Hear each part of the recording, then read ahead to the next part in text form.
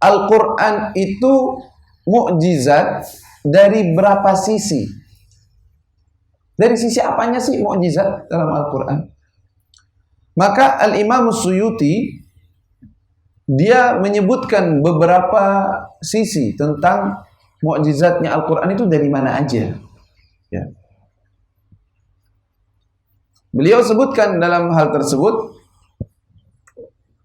dalam beberapa poin. Pertama dari sisi bahasa. Mukjizat dalam sisi bahasanya, memang susunan bahasanya dan kata-katanya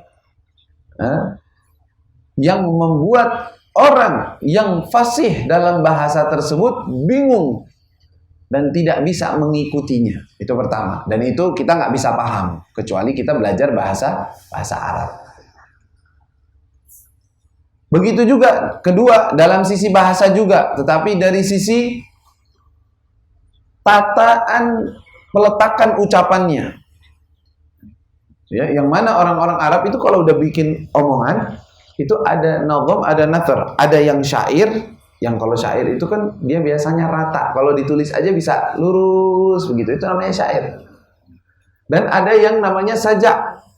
Ternyata ketika dilihat Al-Quran bukan yang ini dan bukan yang ini, tetapi memiliki sastra yang tinggi dan keunikan yang luar biasa dalam tataannya. Ini mukjizat sendiri.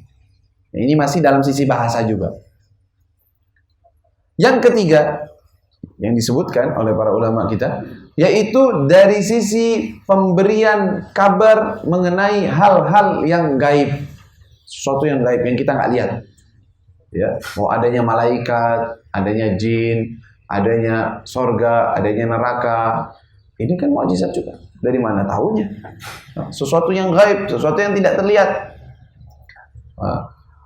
Fayakun fawajada kama warad wa ma lam yakun. Sesuatu yang akan terjadi, memberitahukan tentang sesuatu yang akan terjadi. Itu kan sesuatu yang gaib, nggak ada yang tahu. Ternyata Allah sebutkan, nih akan terjadi seperti ini, dan ternyata kejadiannya memang seperti itu. Tidak pernah ada yang meleset. Itu kan mukjizat. Yang keempat, dalam Al-Quran terdapat kabar-kabar orang-orang terdahulu, cerita-cerita terdahulu, yang mana cerita-cerita tersebut tidak bisa diketahui kecuali orang yang benar-benar mengkaji daripada kitab-kitab terdahulu, dan dia harus alim benar-benar dalam kitab tersebut.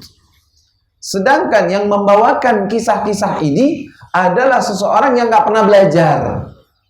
Nggak pernah belajar apa-apa dari kitab-kitab terdahulu, yaitu Nabi Muhammad SAW.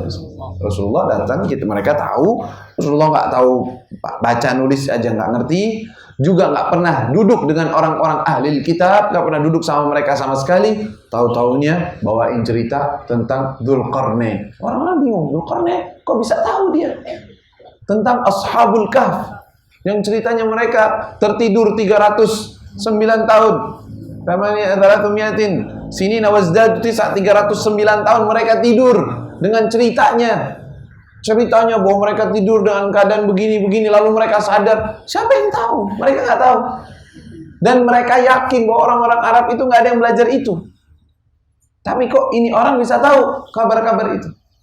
Ketika mereka tanya tentang cerita Nabi Yusuf alaihissalam dengan bagaimana kejadian, diceritakan dari awal sampai akhir. Dari mana tahunya? Nah, ini cerita-cerita seperti itu dari sosok manusia yang zahir mereka tahu bahwa dia tidak mengetahui dan tidak belajar. Maka ini tanda mukjizat, bahwa ini tanda bahwa ini turun dari siapa? Dari Allah, bukan dari makhluk, bukan dari manusia.